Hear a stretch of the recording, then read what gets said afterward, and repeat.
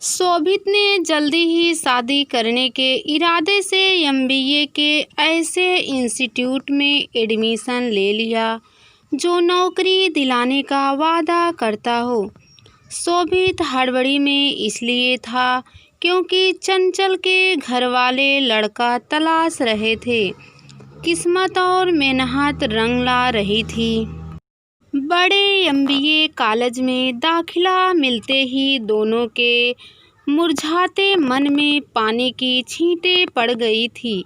दोनों को लगने लगा था कि सब कुछ एकदम ठीक हो जाएगा, लेकिन हिंदी फिल्मों की तर्ज पर नाटकीय मोड़ आना ही था। सो आया। कोर्स में दाखिला लेने के 1 महीने के भीतर ही चंचल की शादी तय हो गई। चंचल बहुत घबराई हुई थी, बल्कि वो दोनों ही बहुत घबराए हुए थे। जी में आ रहा था कि फौरन भागकर शादी कर ले, लेकिन नौकरी नहीं थी और इसी वजह से दोनों के बढ़ते कदम ठिठुर जाते थे। शोभित बार बार चंचल और खुद को समझाता रहा कि जो भी होगा अच्छा होगा। दोनों की बात भी हुई कि शादी की बात अपने अपने घरों में करें, लेकिन हर बार की कोशिश जात, उम्र, हैसियत, बेरोजगारी जैसी वजहों की भेंट चढ़ जाती। वक्त बहुत तेजी से हाथ से निकल रहा था। शोभित ने एमबीए की पढ़ाई और कोर्स छोड़कर कॉल सेंटर में नौकरी करने की सोची, लेकिन प्यार के रास्ते पर पहले चल चुके कुछ अनुभवी लोगों ने इससे होने वाले नुकसान को इतना बड़ा करके बताया कि दोनों इस रास्ते में भी आगे नहीं बढ़ सके।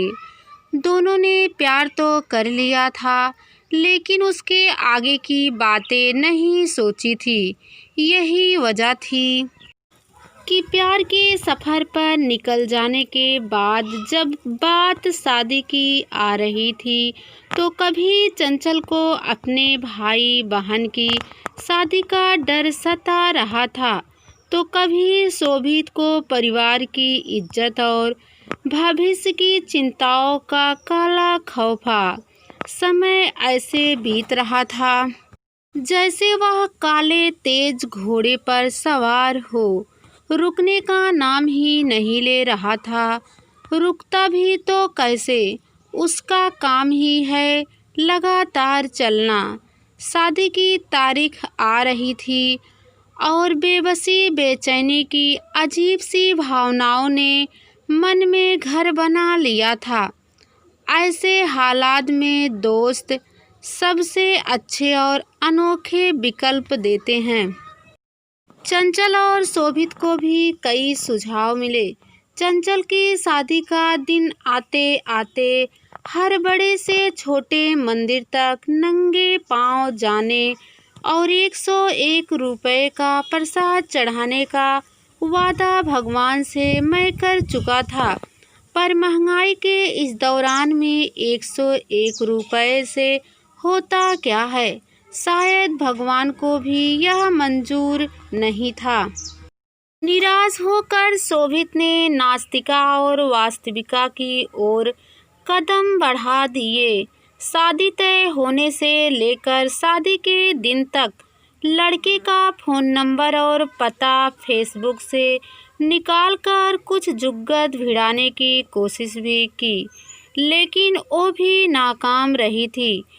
उसके शादी वाला पूरा दिन शोभित ने मंदिर में ही बिताया। कुछ उम्मीदें शायद अभी बाकी थी, हालांकि सूरज ढलने के साथ उनमें भी तेजी से कमी आ रही थी। हिंदी फिल्मों को शोभित ने अपनी ज़िंदगी में कुछ ज़्यादा ही उतार रखा था, इसलिए शाम होते ही आखिरी सलाम करने पहुंच गया मैरिज हॉल। दुल्हन के तैयार होने वाले कमरे में किसी तरह पहुंचकर उसे बोल दिया कि मैं स्टेज पर आऊँगा। तू मुझे गले लगा लेना, मेरी थोड़ी पिटाई तो पड़ेगी लेकिन सब ठीक हो जाएगा, शादी कैंसिल हो जाएगी। इतना कहकर शोभित तीर की तरह कमरे से बाहर निकल गया। शोभित का जोश दोबारा जाग चुका था। अब यह शोभित का ब्रह्मास्त्र था। जयमाल होते ही वह स्टेज पर पहुंच जाता है। उसके मन में ब्रह्मास्त्र के चलने के बाद पिटने का डर तो था, पर साथ में सफलता की उम्मीद भी। स्टेज पर उसके करीब पहुंचा तो उम्मीद थी कि वह गले लगा लेगी। शोभित ने चुपके से इशारा भी किया, लेकिन उसके चेहरे पर कोई भाव नहीं था। पर कुछ मिनट रुकने के बाद फोटोग्राफर ने शोभित से कहा, भैया अब उतर जाओ। एक झटके में शोभित अपनी सपनीली फिल्मी दुनिया से हकीकत में आ चुका था, लेकिन चंचल ने उसे गले नहीं लगाई। चंचल किसी दूसरे की जिंदगी बन चुकी थी। लौटने के बाद एकटक पत्थर से आंख लिए शोभित रियल लाइफ से निकलकर अपनी जिंदगी की फिल्म को बर्बादी होते हुए देख रहा था। बस शोभित का साथ देने के लिए चंचल नहीं, उसके नमकीन मैल आंसू और यादें साथ थी।